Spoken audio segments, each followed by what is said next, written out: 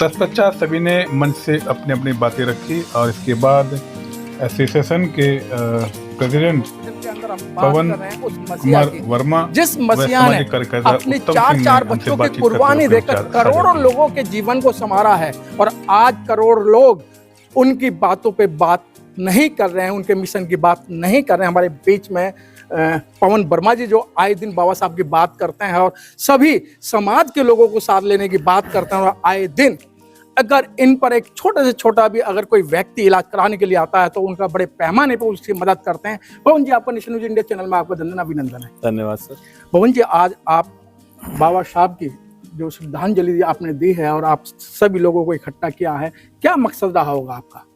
हमारा मकसद सिर्फ एक ही है कि एक तो बाबा साहब को याद किया जाए, उनके संविधान को याद किया जाए इस बहाने, और इस बहाने देश में जो एक माहौल है उसको ठीक करने की कोशिश है, प्रयास है ये कि हम सब लोग, बाबा साहब किसी एक जाति के नहीं है, किसी एक जाति विशेष के नहीं है, वो सबके हैं। बाबा साहब पूरे भारतवर्ष के हैं और यही हमें संदेश देना है। इसमें हमें कोई कंट्रोवर्सी नहीं चाहिए, कोई नहीं चाहिए कि सिर्फ बाबा साहब दलितों के हैं, बाबा साहब सिर्फ किसी एक विशेष समुदाय के हैं। बाबा साहब देखा जाए तो सबको रिप्रेजेंट करते हैं। जैसे हमारे बीच में कई वक्ता थे, उन्होंने बताया कि भाई अगर आप FIR भी करोगे तब भी आपको संविधान के थ्रू ही करोगे, तो उसका उपयोग, बाबा साहब की बातों का उपयोग हर समाज का व्यक्ति कर रहा है और समान रूप से कर रहा है। इसमें ये नहीं कि आज जो हमने इन्वाइटीज जो है हमारे, वो सिर्फ दलित समाज के लोग हैं। सभी लोगों को इन्वाइट किया और सभी लोगों ने बाबा साहब के प्रति अपना आभार, अपना उद्गार व्यक्त किया, जिससे ये एक अच्छा मैसेज जाता है कि आज की परिस्थिति में ऐसा माहौल उत्पन्न हो रहा है कि जिसमें बाबा साहब सर्वधर्म के हैं, किसी एक के नहीं हैं। तो ये एक बहुत अच्छा एक मैसेज है आज की डेट में, आज के हमारी परिस्थिति में। तो हमें इसी तरह के मैसेज को आगे बढ़ाना है। हमें किसी को गलत नहीं बोलना, किसी को सही नहीं बोलना। बाबा साहब भी हमेशा यही बोलते थे कि सही को सही बोलो, गलत को गलत बोलो। तो हमें उनके पच्चीनों पे चलना है। हमें पवन जी, जिस तरीके से बाबा साहब ने काम किया था, और बाबा साहब को जानते सब हैं, लेकिन बाबा साहब की मान नहीं रहे हैं। क्योंकि बाबा साहब क्यों नहीं मान रहे? मैं देख रहा हूँ कि एजुकेशन का जो विस्तार है वो कम होता जा रहा है, नौकरियां नहीं है, और संविधान को भी लोग जो है मतलब तोड़ने मड़ोड़ने की बात कर रहे हैं। नहीं, ये मेरे हिसाब से तो जो हम इसको स्टडी कर रहे हैं तो इसमें मेरे हिसाब से ये है कि इसको मिस इंटरप्रिटेशन है। ये जी, कोई संविधान को बदलने की कोशिश नहीं की जा रही। संविधान जहाँ है वहीं है, लेकिन उसमें कई चीजों में जहाँ सुधार की जरूरत है वो परिस्थितियों वाइज और लोग भी करते थे। जैसे जैसे हम आगे बढ़ते हैं तो हमें लगता है कि भाई इसमें ये सुधार हो जाना चाहिए, ये सुधार हो जाना चाहिए। और जहाँ तक पढ़ाई की बात है कि आजकल दलित समाज के आपने देखा होगा सबसे ज्यादा पढ़े लिखे आपको वर्ग मिलेगा उसमें। जी, सबसे ज्यादा जो फॉरेन जो जा रहे हैं, फॉरेन लोग जो सब उनमें दलित समाज के बच्चे जा रहे हैं। सबसे अच्छा एजुकेशन में इतना अच्छा कर रखा है सरकार ने, एजुकेशन में उनको प्राथमिकता दी जाती है, किसी के एडमिशन में हर जगह एडमिशन भी उनको मिल रहा है। तो ये सब कहना गलत कंट्रोवर्शियल बात है, मेरे हिसाब से ये बात सही नहीं है जी। अगर हम खुद ही अपने आप को मतलब दलित फील करना, हर चीज में दलित दलित दलित, ऐसा नहीं होता ना। अगर आप अपने आप को ऊपर करो, अपने आप को दूसरों के साथ कम्पीट करो अपने आप को, और ऐसा नहीं है, हमारे बच्चे कम्पीट भी कर रहे हैं जी, और अच्छी पोस्टों पे भी लग रहे हैं। ये भी नहीं कि नौकरी नहीं है, नौकरियां हैं। जो बच्चे अच्छा पढ़ रहे हैं उन सबके लिए नौकरियां हैं। हमारे साथ उत्तम सिंह जी भी जुड़ चुके हैं, जो कि सामाजिक कार्यकर्ता हैं और अभी रिटायर्ड हुए हैं। रिटायर्ड का मतलब अभी सेवा से सेवानिवृत्त हुए हैं। बाकी समाज का काम भरपूर तरीके से कर रहे हैं और बाबा साहब की जो मिशन है उसको लोगों तक समझा रहे हैं। तो उत्तम जी, आपका नेशन न्यूज इंडिया चैनल में धन अभिनंदन।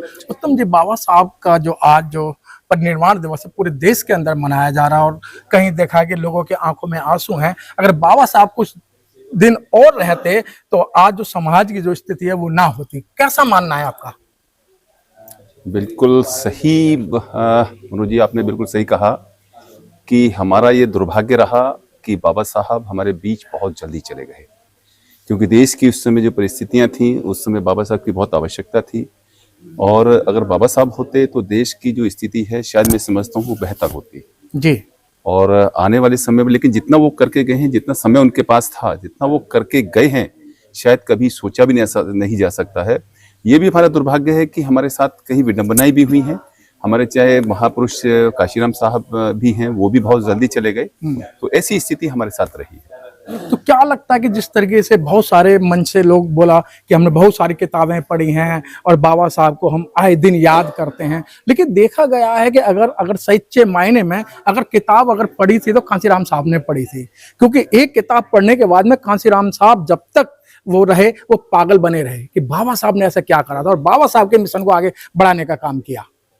देखिए, बाबा साहब ने जो अपने जीवन संघर्ष में किया था, जो संघर्ष जीवन में किया था वो इतना आसान नहीं था, लेकिन उनके संघर्ष को पूरी तरह से खत्म कर दिया गया था। करेंगे, क्यों चिंता कर रहे हो आप? 34 साल तक बाबा साहब को पूरी तरह दफना दिया गया था। लेकिन धन्य हो काशीराम साहब जिन्होंने उनको कुरेदने का काम किया, और कुरेद के काशीराम साहब की ही बदौलत जो है बाबा साहब को जो भारत रत्न मिला है वो काशीराम साहब की देन है। जी सर, देखा गया है कि 1956 के बाद 6 दिसंबर 1956 के बाद में और 1970 तक का जो पीरियड है वो किसी भी वक्ता के पास नहीं है, किसी भी नेता के पास नहीं है।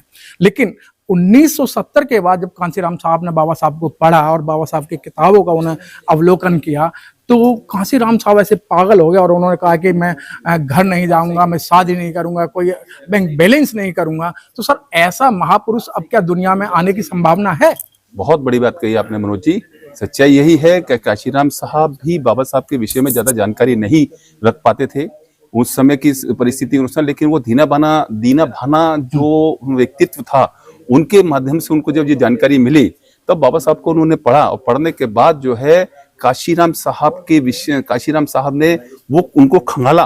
और ये सच्चाई बात है कि मैंने कई प्रेस रिपोर्ट देखे हैं कि जब बाबा साहब का जब देहांत हो गया था और 1990 तक बाबा साहब की किताबें नहीं मिलती थी रोड के ऊपर जी, लेकिन किताबों को टटोलते थे। लेकिन ये धन्य काशीराम साहब ने जो उनको खंगालने का काम किया और देश में जागृति पैदा करने का काम किया। और ये बीच में तो सरकारों ने, जिस तरह की सरकारें तत्कालीन सरकारें रही हैं, बाबा साहब के साथ न्याय नहीं किया है, क्योंकि इनके संघर्ष को भुलाने का काम किया है। तो ये काशीराम साहब की ही देन है जो उनको जागृत करने का काम किया है। उत्तम जी, चलते चलते क्या संदेश देना चाहते हैं बाबा साहब के बारे में? मैं संदेश यही देना चाहूंगा कि जो बाबा साहब ने जो किया है, जैसे आज से हमारी संस्था है, जो आज का जो कार्यक्रम जो यहाँ हुआ है, आजकल जो जीबी पंत हॉस्पिटल का जो कार्यक्रम हुआ है, पवन वर्मा जी और उनकी पूरी टीम ने जिस तरह से देश के अंदर पूरे देश के अंदर संदेश दिया है और जागृत पैदा करने का काम किया है। इसी तरह बाबा साहब के विचारों को अगर हम इसी तरह उजागर करते रहेंगे तो मैं समझता हूं कि जो बाबा जो सरकारें और जो लोगों के अंदर एक भ्रम पड़ा हुआ है कि संविधान बदलना है, संविधान बदलना है, ये इतना आसान नहीं है संविधान बदलना। संविधान बदलने का ठीक है, जो डर जो खौफ सरकारें कर रही हैं, लेकिन सब सरकार जो देश की जो जनता है इतनी जागरूक हो गई है, संविधान जो इतना ताकतवर हो गया है और देश के अंदर जो संविधान के जो लोग मानने वाले हैं बहुत मजबूत हो गए हैं। आज हमारे आईपीएस हैं, आईएएस हैं, तमाम संस्थानों में बैठे हुए हैं। इतना आसान नहीं है, लेकिन ऐसी संस्थाएं जो कार्यक्रम करती हैं, जो आप जीबी पंत हॉस्पिटल में हुआ, उनको भी मैं तहे दिल से धन्यवाद देना चाहूंगा। और ऐसे कार्यक्रम के लिए जो जागृति पैदा करते हैं, ये हमारे लिए बहुत ही लाभदायक सिद्ध है। धन्यवाद उत्तम जी।